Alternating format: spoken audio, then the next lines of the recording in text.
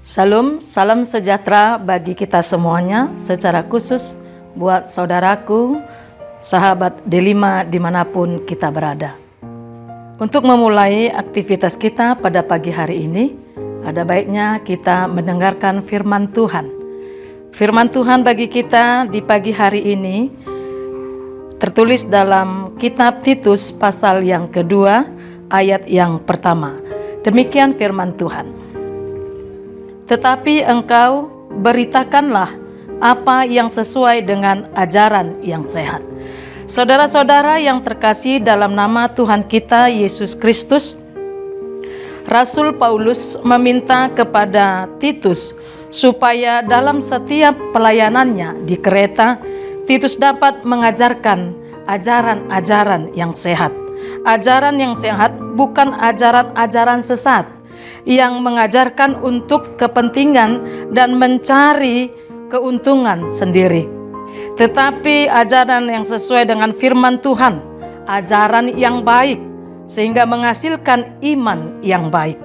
Kita lihat dalam pasal yang kedua dalam kitab Titus ini ada beberapa ajaran atau perilaku yang baik. Yang pertama yaitu kepada kaum laki-laki. Dikatakan dalam pasal yang kedua, ada baiknya kaum laki-laki itu hidup sederhana, hidup terhormat, bijaksana, sehat dalam iman, dalam kasih, dan dalam ketekunan. Tidak hanya kepada kaum laki-laki, kepada kaum perempuan, hendaknya mereka hidup dalam iman, rajin beribadah, jangan memfitnah, cakap mengajarkan yang baik. Itu kita bisa lihat di dalam ayat yang ke-8. Takut dan tunduk pada suami, mengasihi keluarga, baik anak dan suami, dapat mengatur rumah tangga. Itu bisa kita lihat dalam ayat yang keempat. Tidak hanya itu, untuk para remaja, untuk para kaum muda juga dikatakan di situ supaya mereka dapat menguasai diri dalam segala hal, tidak terpengaruh pada kenikmatan dunia, tidak terpengaruh kepada hal-hal yang merugikan diri mereka sendiri.